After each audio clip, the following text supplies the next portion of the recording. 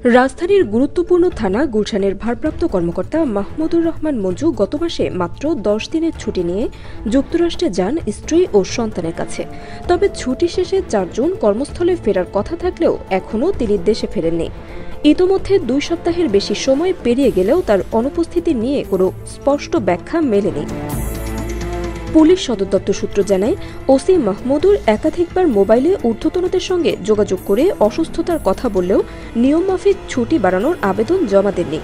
কেউ বলছেন তিনি কিডনির সমস্যায় ভুগছেন, কেউ দাবি করছেন তিনি পড়ে গিয়ে মেরুদণ্ডে আঘাত পেয়েছেন, আবার কেউ বলছেন স্ত্রীর অসুস্থতার কারণেই তিনি এখনও যুক্তরাষ্ট্রে আছেন। কিন্তু এসব দাবির কোনো আনুষ্ঠানিক প্রমাণ এখনও ডিএমপি কর্মকর্তারা হাতে পাননি। এরই মধ্যে তার বিরুদ্ধে উঠে এসেছে দ্বৈত নাগরিকত্ব রেখে বাংলাদেশ পুলিশের চাকরি করার মতো বড় অভিযোগ। ডিএমপির একাধিক সূত্র বলছে, মাহমুদুর রহমান দীর্ঘদিন ধরেই যুক্তরাষ্ট্রের নাগরিকত্ব বহন করছেন এবং তা গোপন রেখেই পুলিশের চাকরি করে যাচ্ছেন, যা দেশের প্রচলিত আইনের সম্পূর্ণ নিষিদ্ধ। কোনো সরকারি কর্মকর্তা দ্বৈত নাগরিকত্ব নিয়ে চাকরি করতে পারেন না।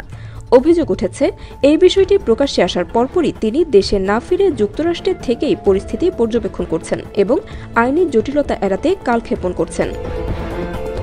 ডিএমপির কর্মকর্তারাও তার এই আচরণে বিরক্ত।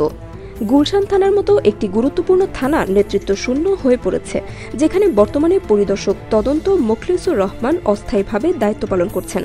তবে পুলিশের অভ্যন্তরেও এই ঘটনা ঘিরে নানা গুঞ্জন। কেউ বলছেন এই অনুপস্থিতির আড়ালে আরও গভীর কিছু লুকানো রয়েছে।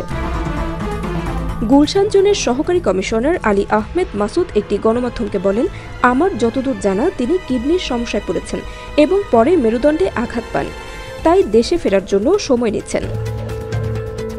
তবে একই গণমাধ্যমকে ডিএমপির অতিরিক্ত কমিশনার এস.এন. নজরুল ইসলাম বলেন, তিনি অ্যাম্বাসির মাধ্যমে ছুটি বৃদ্ধির আবেদন করেছেন বলে শুনেছি, কিন্তু এখনও কোনো চিঠি হাতে পাইনি। ওসি মাহমুদুর রহমানের বাড়ি কুমিল্লার দেবিদ্বার উপজেলার ধামতি গ্রামে। সেখানকার স্থানীয়রাও জানেন তার স্ত্রীর সন্তান দীর্ঘদিন ধরেই যুক্তরাষ্ট্রে বসবাস করছেন।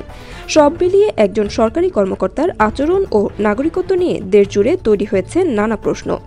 নিয়মভঙ্গ, অনুপস্থিতি ও নাগরিকত্ব নিয়ে দ্রুত তদন্ত না হলে এই ঘটনাটি ভবিষ্যতে বড় বিতর্কের রূপ নিতে পারে বলে মনে করছেন প্রশাসনিক পর্যবেক্ষকরা।